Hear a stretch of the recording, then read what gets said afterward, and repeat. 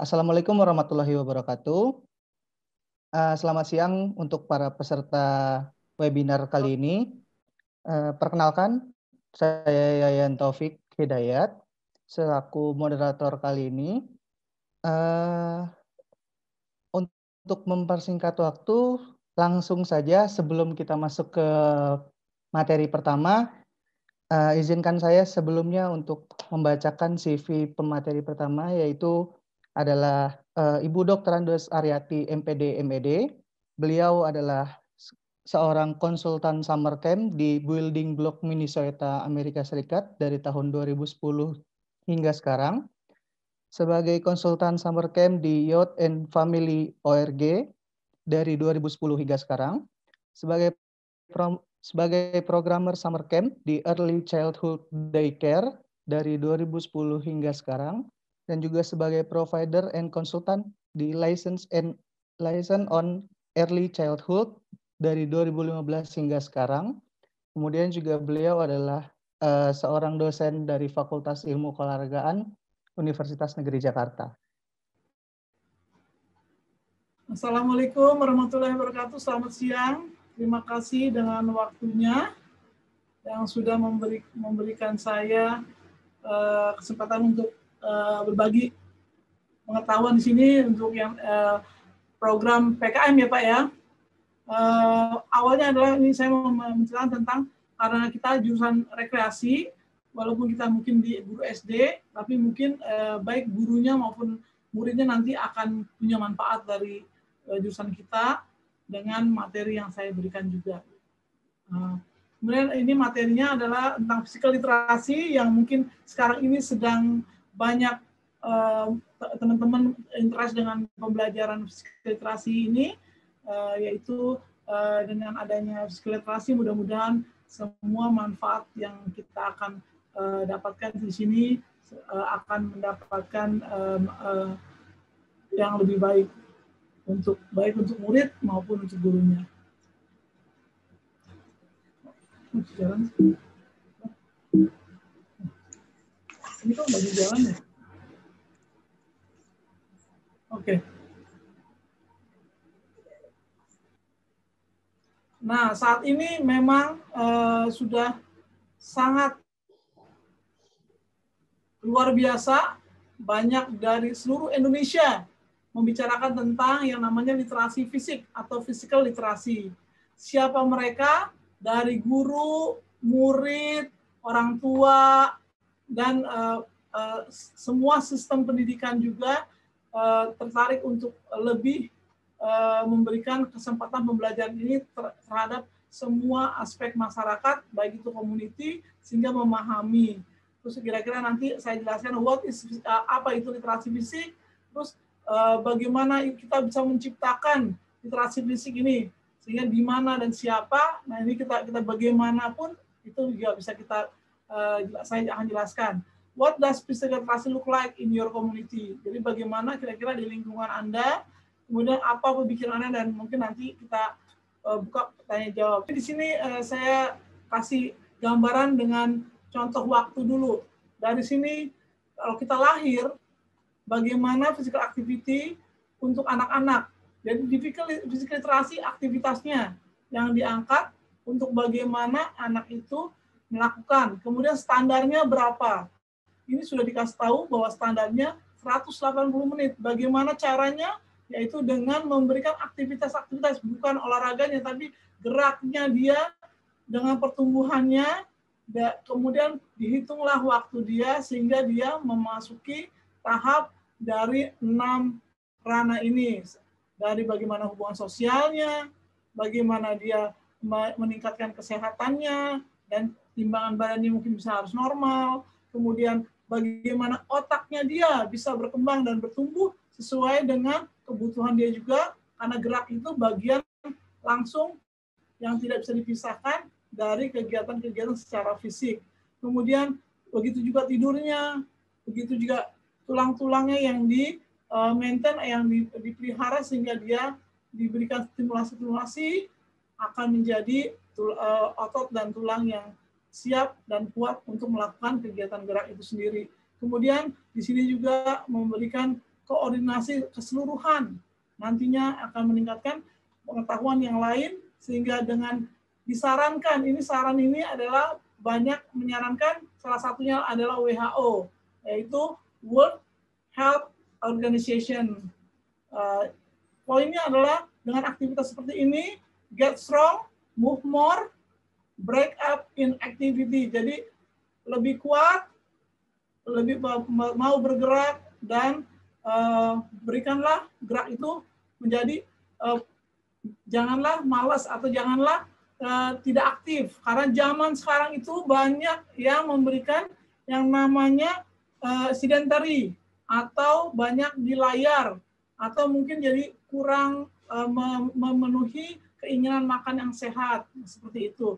Jadi berikanlah kesempatan-kesempatan, tidak harus spesifik olahraga, tapi intinya adalah bergerak di lingkungan sendiri. Terutama sekarang banyak masyarakat yang memang terbatas dengan aktivitas di luar, seperti adanya PSBB di dalam kondisi COVID-19 ini. Kemudian di usia 5-18, ini memang saya mungkin tidak terlalu banyak ke arah sini, mungkin di antara usia ini karena usia sekolah, guru-guru, untuk memahami yang paling simple, yaitu bagaimana anak itu memberikan gambaran bergerak, yaitu salah satunya adalah monkey see, monkey do, atau copycat. Jadi apa yang ibu kasih, anak murid akan bagaimana dia mentransfernya, bagaimana dia memahami, sehingga dia juga senang melakukan, bukan cuma karena disuruh oleh gurunya, tapi dia memahami konsep dari apa itu dia harus berjalan, bagaimana lamanya, dan itu pendekatannya adalah ke pembelajaran-pembelajaran yang lainnya. Jadi bukan hanya dari pembelajaran gerak, hanya khusus di gerak, tapi bisa berkolaborasi dengan pembelajaran-pembelajaran lain, yaitu yang namanya kalau di sini dasar atau fundamental movement skill, harus ada yang namanya fun. Kemudian di fun itu ada yang namanya ABC block atau block, sehingga bangunan itu harus memiliki dasar yang kuat. Kalau dasarnya itu sudah dibangun, itu akan tercipta hal-hal yang lain yang bisa membantu. Jadi saya nggak akan cerita dengan konsep ini semua, tapi dasarnya aja yang saya pelajari, yaitu akan memberikan tingkatan yang jadi lebih get stronger dari dasar tadi.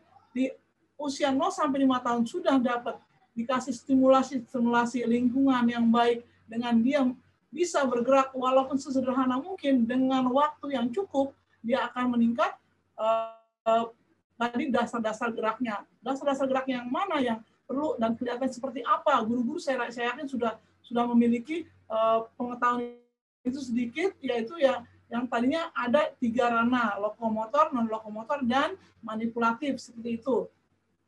Nanti kita jelaskan bagaimana aktivitasnya yang paling banyak seperti saya akan berikan. Tapi kuncinya adalah waktu ini tolong kalau bisa dibantu sehingga memenuhi syarat dari waktu 180 dan 60 menit ini. Di 60 menit ini biasanya kalau anak sudah mampu memahami fundamental movement skill-nya, dia akan mengarah kepada kegiatan-kegiatan yang lebih spesifik, yaitu olahraga community di lingkungan itu. Terutama di negara Kanada, dia membuat sistem seluruhnya bisa memanfaatkan bagaimana konsep ini bisa diterima oleh masyarakat di Kanada. Jadi ABC di sini memberikan gambaran bahwa fundamental atau physical literasi adalah bagian dasar dari pembelajaran gerak, sama. Jadi tidak ada bedanya kalau Anda belajar atau anak-anak Anda di sini untuk guru SD, tidak beda dengan belajar ABC. Jadi ini jadi dua-duanya harus bareng-bareng.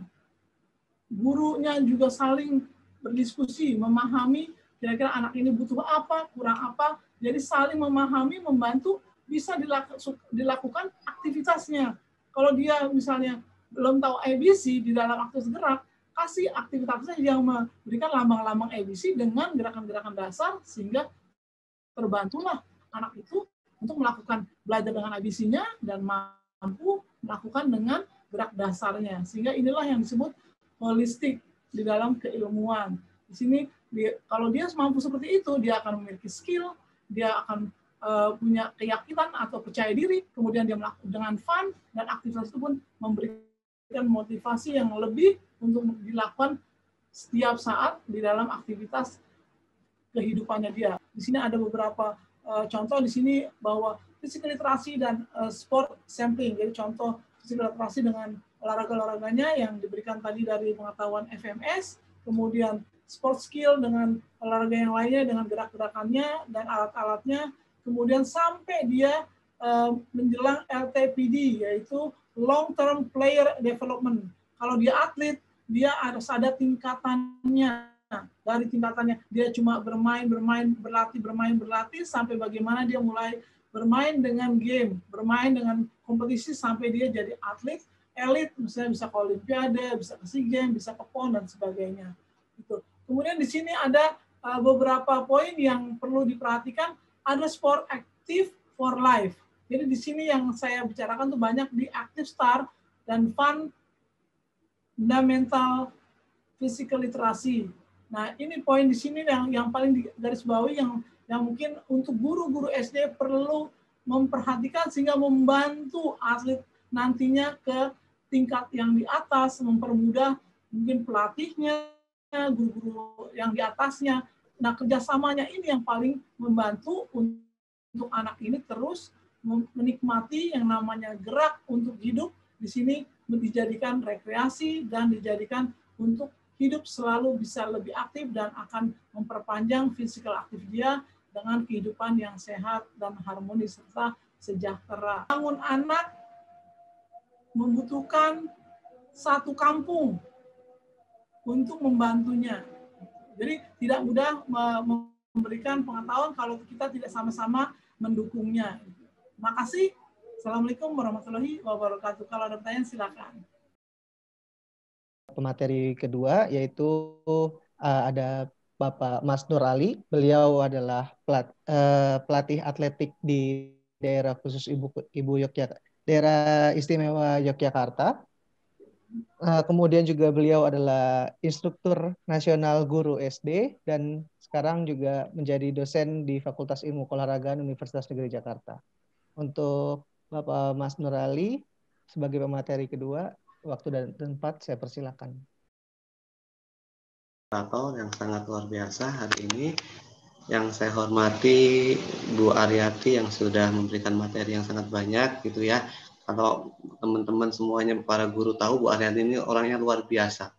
Dia itu ahli naik gunung, kemudian juga sudah lama di Amerika, udah sering banyak belajar culture di Amerika, bahkan culture-culturenya yang bagus-bagus, yang baik-baik dibawa ke Indonesia.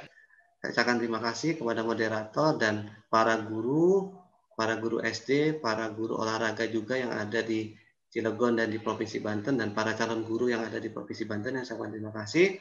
Tadi kita mungkin sama-sama sudah belajar bagaimana konsep gerak anak, bagaimana literasi anak, gerak anak itu sangat penting sekali yang diberikan kepada anak sekolah dasar. Kita tahu bahwa anak sekolah dasar kalau di dalam prosesnya itu adalah dinamakan fundamental gerak. Fundamental gerak itu fokusnya untuk apa? Untuk pengembangan motorik yang ada dalam tubuh anak itu sendiri. Ketika sudah dikembangkan, tentu nanti jiwa-jiwa positifnya, jiwa-jiwa yang lain akan muncul. Nilai-nilai sosialnya, nilai-nilai yang lain. Karena dalam olahraga itu juga bisa dikatakan miniatur kehidupan karena dalam bermain kita bisa bermain peran sebagai seorang pemimpin, bermain peran sebagai seorang yang dipimpin, bermain peran bagaimana melakukan tanggung jawab dan lain sebagainya. Tentu dalam pembelajaran itu harus ada unsur-unsur bermain, apalagi dengan anak usia SD yang fokus salah satunya adalah bermain. Bermain bagi anak SD mungkin ada sesuatu kalau bagi kita mungkin kalau teman-teman ada yang jadi guru, ya aktivitas utamanya mengajar. Kemudian kalau jadi mahasiswa ya aktivitas utamanya belajar. Tetapi mungkin kalau kita berpikir bahwa anak sekolah dasar itu aktivitasnya apa? Aktivitasnya bermain. Karena dengan bermain yang pertama pasti akan saraf-saraf impuls berkumpul dengan cepat.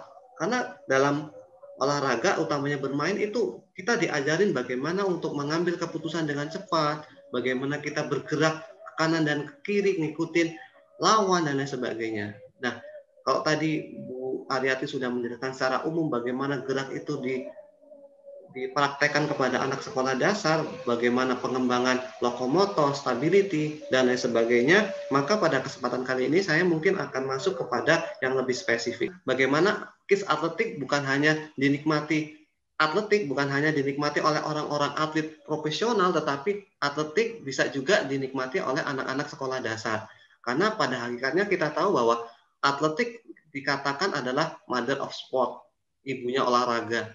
Jadi kalau kalian berpikir nanti mau jadi atlet, misalnya sepak bola, di dalam sepak bola ada lari, ada lempar, ada dan lain sebagainya. Itu kalau dalam segi atlet. Tapi tadi kalau kita ada dua dimensi tentang atlet dan ada juga dimensi tentang rekreasi, maka ketika sudah memiliki, sudah menguasai gerak-gerak yang kompleks, tentu nanti akan muncul kepercayaan dirinya.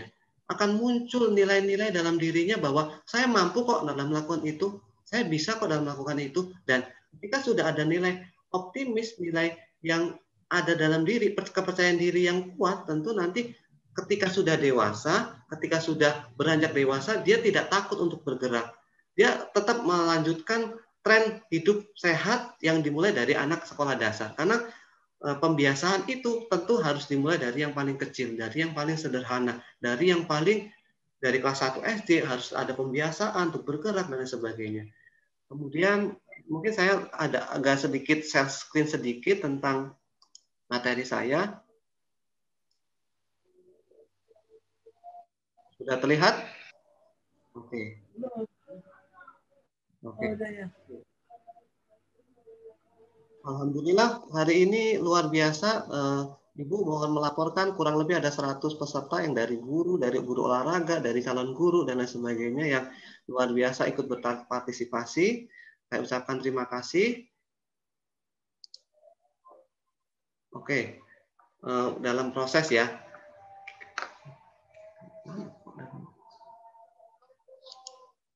Oke, dalam proses ini. Nah, ini lihat. Kids atletik, kalau kita lihat berpikir tentang olahraga itu secara spesifik. Misalnya kalau dalam atletik spesifik, kalau lari, itu harus lari 200 meter, 100 meter, 400 meter, ngikutin sesuai dengan nomor-nomor yang dilombakan. Sebenarnya tidak.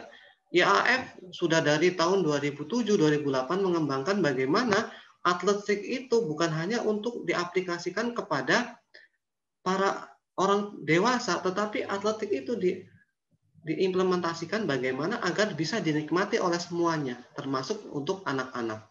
Lanjut.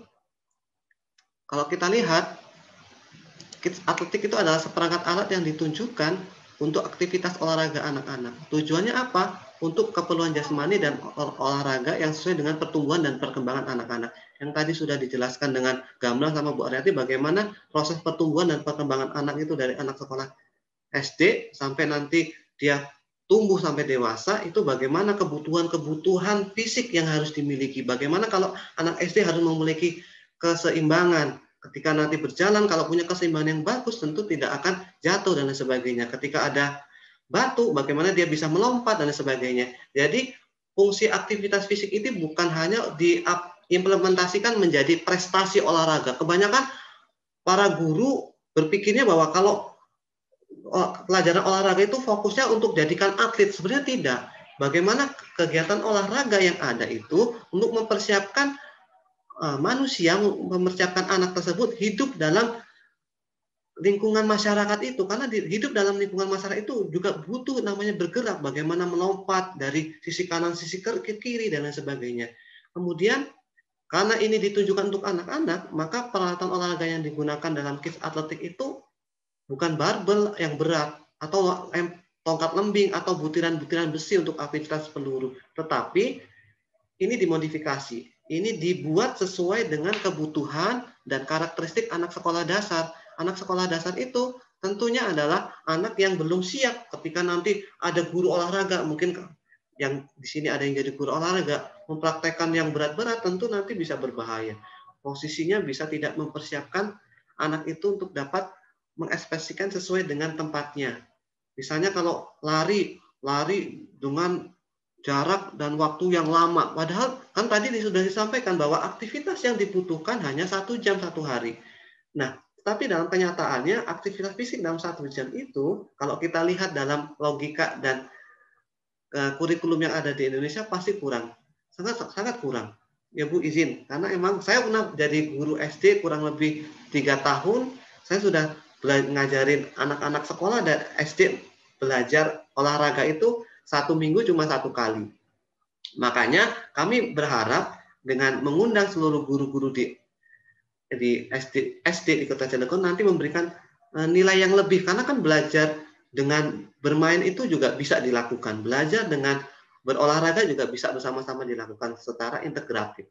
Kemudian kalau kita lihat, nah kalau tadi sudah dibilang tentang alat-alatnya itu, nanti kalau kita lihat ada turbo, ada gawang, ada matras dan lain sebagainya, itu untuk alat-alat. Makanya tujuan yang pertama diharapkan dari Kids Athletic itu sendiri adalah promosi kesehatan atau health promotion, yang tadi sudah juga dijelaskan oleh Bu Aryati bahwa ketika derajat kebugarannya anak turun rendah, tentu nanti akan mempengaruhi kesehatan dalam tubuh diri anak itu sendiri. Ketika tingkat kebugarannya tinggi, jelas tingkat kesehatannya juga ikut tinggi. Yang kedua yang tadi saya sampaikan, ada interaksi sosial, karena dalam bermain itu kita katakan adalah miniatur kehidupan. Dalam kehidupan kita lihat bagaimana kita harus berdiskusi, harus mengambil pendapat siapa yang kita ambil, harus bagaimana kita menyampaikan visi dan misi dan lain sebagainya. Itu yang diharapkan dari Kids Athletic. Dan yang ketiga yang tadi adalah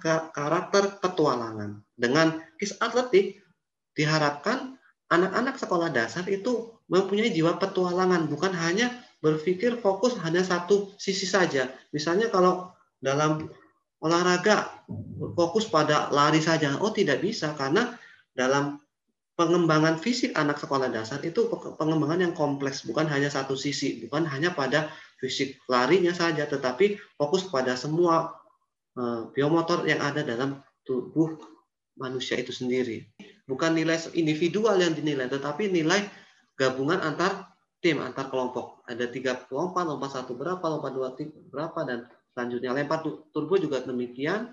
Nah, ini alat-alat yang digunakan untuk Kids Athletic, karena mungkin waktu kita sudah sangat terbatas, ada sesi pertanyaan juga, nanti mungkin kita ada dilebihkan pada sesi pertanyaan. Ini oke, mungkin itu yang bisa saya sampaikan. Namanya Leli Masitoh dari program studi PGSD Universitas Sultan Ageng Tirtayasa, bertanya terkait dengan pembelajaran olahraga untuk anak sekolah dasar, di mana seperti yang kita tahu bahwasannya pembelajaran ini ada di guru khusus ya, seharusnya. Namun seperti yang kita tahu, sampai saat ini masih dilimpahkan kepada guru kelas. Kira-kira itu efektif tidak untuk pembelajaran olahraga, yang mana sebagai mahasiswa sekarang saja kita hanya ada pada 1 mata kuliah. Terima kasih. Silakan dijawab untuk Ibu. Tadi sudah saya perhatikan ya, sudah saya kasih pemahaman bahwa physical literasi itu sebenarnya buat semua, ya kan? Nah ini yang emang mungkin yang menjadi sosialisasi bahwa untuk mengajar anak itu membutuhkan satu kampung. Nah berarti semua terlibat, semua bertanggung jawab. Jadi kalau tadi bilang olahraga, bahwa SD itu kan belum spesifik. Jadi kalau memang guru itu masih ada guru umum, ya dasarnya dulu dikasih. Pemahaman dasar tadi yang saya katakan lagi, contohnya monkey see, monkey do. Ibu berjalan ke sekolah, dilihat tiap hari sama murid, anak itu mungkin akan ikut berjalan. Karena mungkin hubungan ibu sama anak murid itu baik. Seperti itu. Jadi seperti misalnya ibu naik sepeda, dilihat ibu naik sepeda, dia pasti bilang sama orang tuanya, guru saya naik sepeda, saya juga pengen naik sepeda. Nah, anak itu masih seperti mirror, jadi dia berkaca. Sehingga ini yang dibantu dari physical literasi tadi adalah komponen-komponen memotivasi. Jadi memotivasi itu yang dibantu sehingga memberikan di sekolah udah dikasih geraknya, kemudian dilakukan dengan contoh-contoh sosial tadi, dengan gurunya pun berbuat, dengan yang namanya memahami gerak tadi, walaupun dia bukan guru sekolah, tapi kan tadi physical literasi kan dasarnya buat semua orang hidup bergerak. Jadi kebutuhan itu bukan buat anak aja gitu. Itu jadi bukan spesifik olahraganya, tapi dibantu bagaimana pengetahuan tadi, physical literacy tadi, mengembangkan pengetahuan di dalam kehidupannya dia, di dalam sekolah. Jadi dasar-dasar tadi mungkin itu membantu sekali. Makanya physical literacy ini saya rasa tepat untuk guru-guru yang bukan spesifik bidang olahraga, tapi memahami fundamental movement skill-nya. Jadi saya yakin walaupun mungkin orang tua nggak paham olahraga, tapi memahami gerak dasar itu sangat membantu buat diri orang tua itu sendiri dan memotivasi anak. Dan itu banyak yang terjadi. Ada yang namanya 5 tahun lebih 5 tahun lebih anak itu lebih panjang umurnya karena orang tuanya aktif di dalam kehidupan anak itu.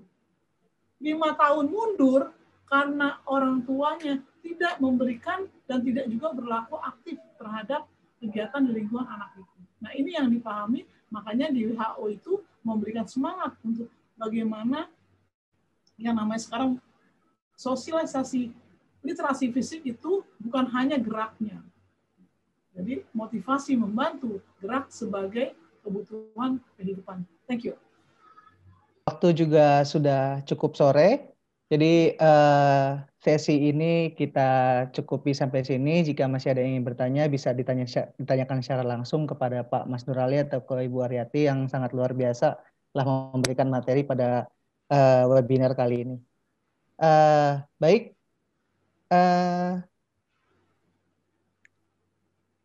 Sebelumnya, untuk sebelum kita akhiri webinar kali ini, boleh para peserta menyalakan kameranya untuk kita lakukan sesi foto bersama.